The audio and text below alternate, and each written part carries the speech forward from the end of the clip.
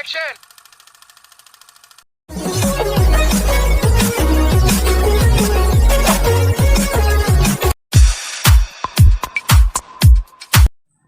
Selamat pagi, perkenalkan nama saya Arya Nugraha, perwakilan dari kelompok 3 Pendidikan Keluarga Negaraan dengan tugas Project Citizen yang bertema Wawasan Nusantara. Nah, apa sih wawasan Nusantara itu? Kata wawasan berasal dari bahasa Jawa yaitu wawas yang berarti pandangan dan Nusantara berasal dari kata nusa yang berarti kesatuan kepulauan dan antara yang bermakna dua samudra. Sehingga wawasan Nusantara adalah cara pandang atau cara melihat kesatuan kepulauan yang terletak di antara Asia dan Australia dan juga Samudra Hindia dan Pasifik.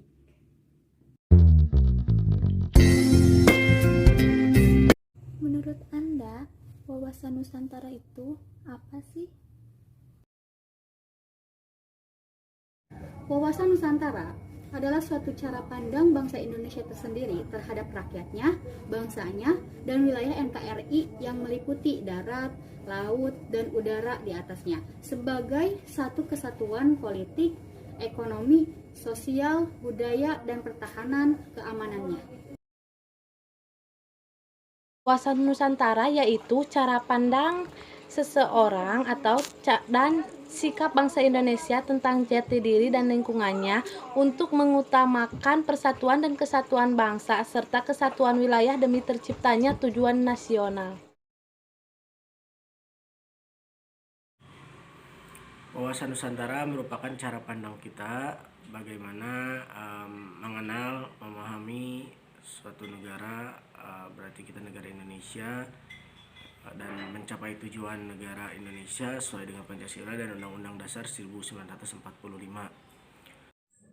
Nah, kira-kira apa sih yang kalian ketahui tentang problematika wawasan Nusantara yang pernah terjadi di Indonesia?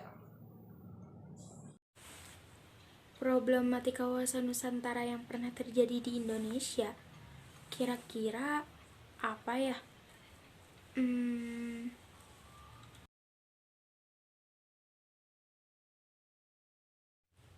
Aha. Nah, teman-teman, ternyata yang paling terkenal itu ada dua kasus, yaitu yang pertama, terlepasnya negara Timur Leste dari Negara Kesatuan Republik Indonesia. Ketika kita membahas kembali mengenai kasus terlepasnya Timur Leste dari negara Indonesia, kita sama saja mengulang luka lama yang sudah hilang, di mana kasus ini atau permasalahan ini terjadi akibat perebutan lahan pertanian antara dua negara, yaitu negara Indonesia dengan negara Timur Leste sekarang, seperti itu. Jadi pemerintahan Indonesia itu tidak cepat tanggap terhadap hal tersebut sehingga permasalahan tersebut terjadi. Nah, begitupun untuk pemerintahannya, baik dari pemerintahan Indonesia ataupun pemerintahan dari Timur Leste, kedua pemerintahan negara tersebut tidak bisa bekerja sama sehingga terjadilah kasus tersebut seperti itu. Yang kedua yaitu sengketa budaya Indonesia versus Malaysia, di mana budaya di sini salah satunya yaitu budaya batik. Nah, ini berawal dari seorang pelajar Indonesia di Monash University, Malaysia.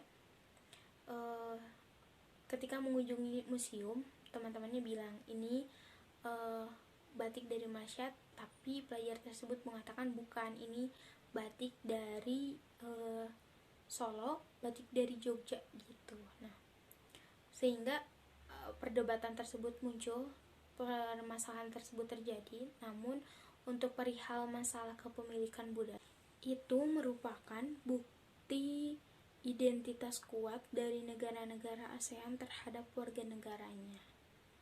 Itu contoh dari problematika wawasan Nusantara yang pernah terjadi di Indonesia. Apa yang Anda ketahui tentang problematika wawasan Nusantara yang pernah terjadi di Indonesia?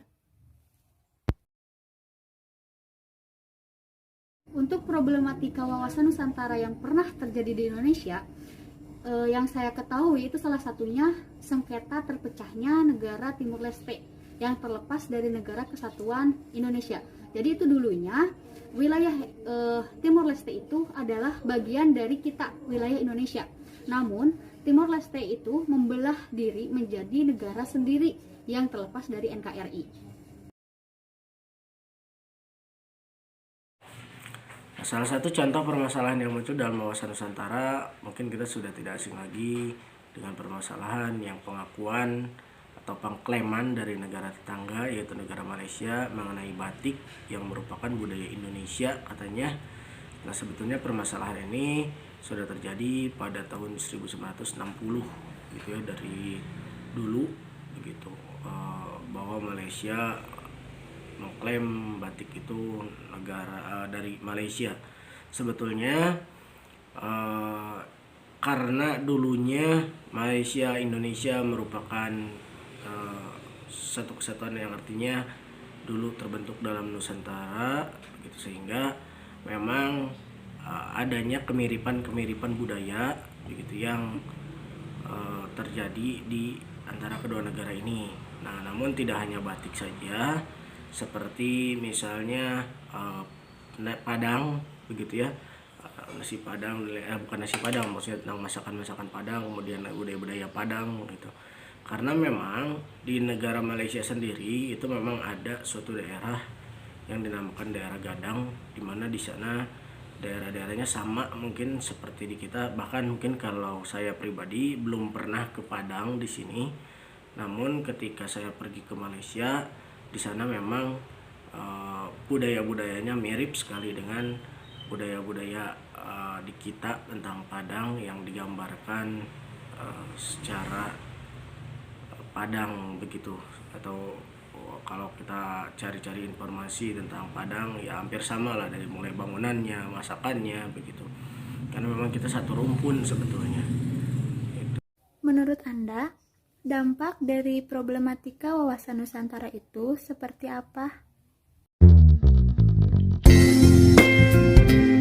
Dampak dari permasalahan-permasalahan itu tersendiri ke kehidupan kita di negara Indonesia memang sangat berdampak besar, sehingga ini sangat mempengaruhi terhadap tujuan wawasan Nusantara yang ada di kita.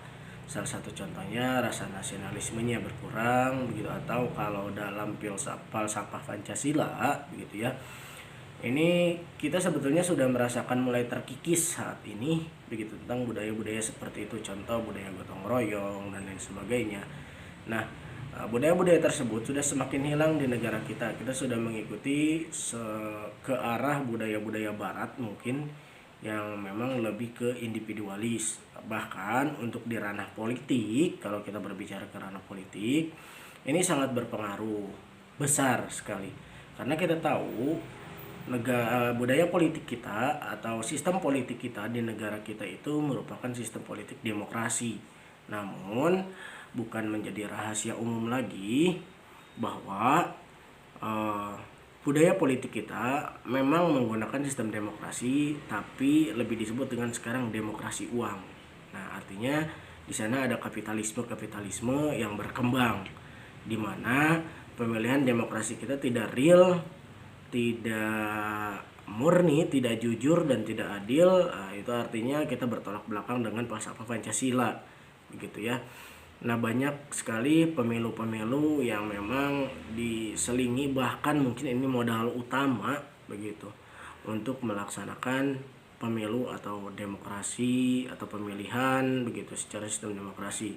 Jadi artinya kalau ada calon yang memang tidak menggunakan uang, maka masyarakat pun akan berpikir lagi untuk memilih dia begitu, tidak dilihat dari orangnya.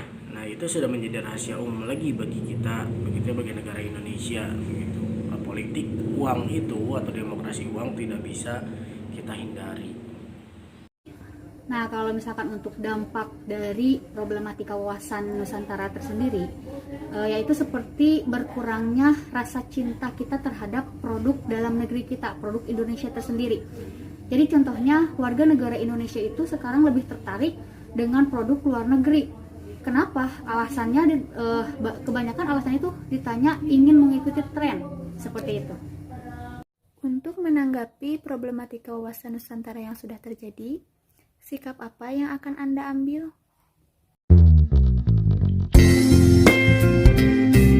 Kita sebagai rakyat Indonesia, kita harus peduli akan adanya problematika wawasan Nusantara ini. Salah satunya, kita harus mencintai produk dalam negeri, bahkan kita harus menggunakannya.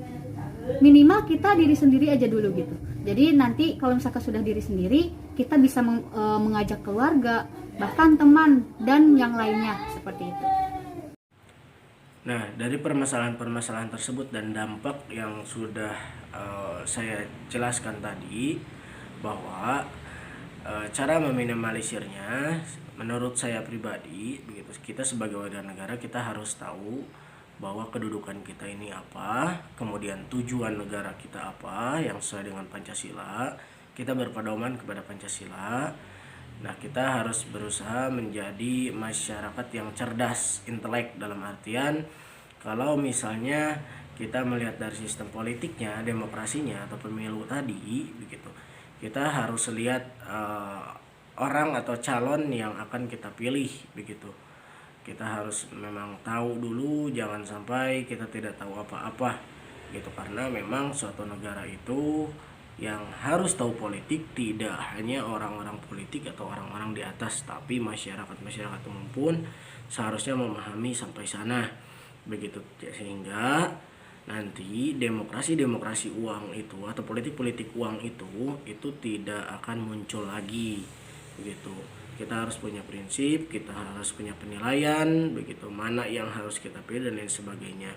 Nah, untuk meminimalisir budaya yang menjadi permasalahan wawasan Nusantara, kita pertama harus mencintai dulu budaya-budaya kita dengan cara kita tidak malu mengekspos, kita tidak malu mengenalkan budaya-budaya kita ke negara lain, kita tidak malu sebagai warga negara Indonesia, sehingga nanti ketika di dalamnya kuat dengan suara-suara yang memang tahu tentang budayanya, maka budaya kita tidak akan pernah diambil alih oleh orang lain. Nah, salah satu mungkin penyebab yang tadi batik sehingga diakui oleh Malaysia, mungkin batik di Indonesia tidak memiliki penghargaan lain seperti di negara lain. Contoh misalnya kalau dalam kerja seharusnya begitu ya, karena sejauh ini kan hanya yang menggunakan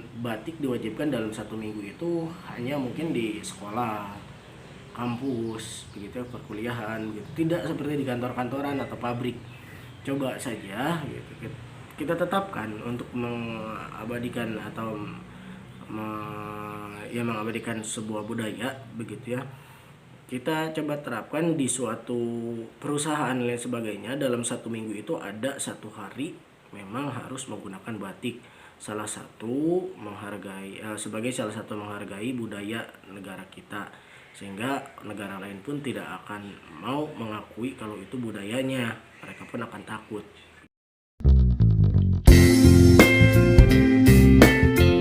Nah, cukup sekian persembahan video dari kelompok kami. Kesimpulannya adalah yang pertama, bahwa wawasan Nusantara adalah cara pandang dan sikap bangsa Indonesia di lingkungannya dengan mengutamakan persatuan dan kesatuan wilayah dalam penyelenggaraan kehidupan bermasyarakat, berbangsa, dan bernegara. Dan yang kedua, bahwa banyak sekali problematika wawasan Nusantara yang pernah terjadi di Indonesia, seperti salah satunya kasus sengketa budaya, kasus Timor Timor. Nah, sekian dari kelompok kami yang beranggotakan Arya Nugraha, saya sendiri, Arti Mariati, Neng Lismayanti, dan Siti Sarah. Sekian, terima kasih.